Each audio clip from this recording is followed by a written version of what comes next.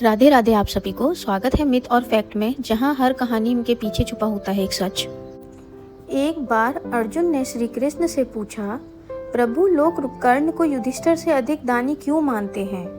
दोनों ने ही कभी किसी याचक को खाली हाथ नहीं लौटाया, फिर कर्ण को श्रेष्ठ दानी क्यों कहा जाता है? श्री कृष्ण मुस्कुराए और बोले, आओ अर्जुन, मैं तुम्हें इसका उत्तर दिखाता हूँ। दोनों ब्राह्मण का वेश धारण करके पहले युधिष्ठिर के दरबार में पहुंचे। उन्होंने यज्ञ के लिए सूखी चंदन की लकड़ियां मांगी। युधिष्ठिर ने तुरंत अपने सैनिकों को पूरे राज्य में चंदन की लकड़ियां खोजने भेज दिया, लेकिन वर्षा ऋतु होने के कारण सभी लकड़ियां भीगी हुई थी। सैनिक खाली हाथ लौट आए और यज्ञ के लिए सूखी लकड़ियों की व्यवस्था ना हो सकी। फिर श्री कृष्ण और अर्जुन कर्ण के दरबार में पहुंचे और वहां यही मांग रखी। कर्ण ने कुछ क्षण सोच में पड़ गए, फिर बोले, लगातार बारिश होने के कारण सूखी चंदन की लकड़ियां मिलना कठिन है, लेकिन एक उपाय है।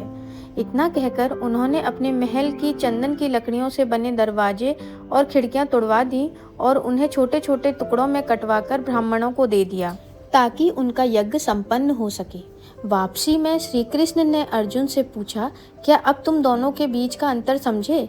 यदि हम युधिष्ठिर से उनके महल के दरवाजे और खिड़कियां मांगते तो वे बिना संकोच दे देते, लेकिन उनके मन में स्वयं यह विचार नहीं आया। कर्ण से भी हमने कुछ नहीं मांगा था, फिर भी उन्होंने स्वयं समाधान खोजा और दे दिया। युधिष्ठिर ने दान इसलिए दिया क्योंकि वह उनका धर्म था। कर्ण ने दान इसलिए दिया क्योंकि उन्हें दान से प्रेम था। यही कारण है कि कर्ण को महान दानी कहा जाता है।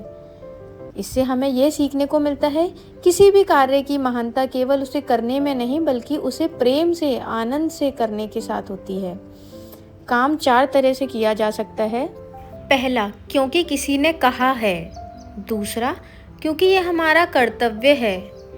तीसरा, क्योंकि यह हमारा धर्म है। और चौथा, या फिर कर्ण की तरह, क्योंकि हमें उसे करने से प्रेम है। सबसे श्रेष्ठ वही है जो प्रेम से किया जाए।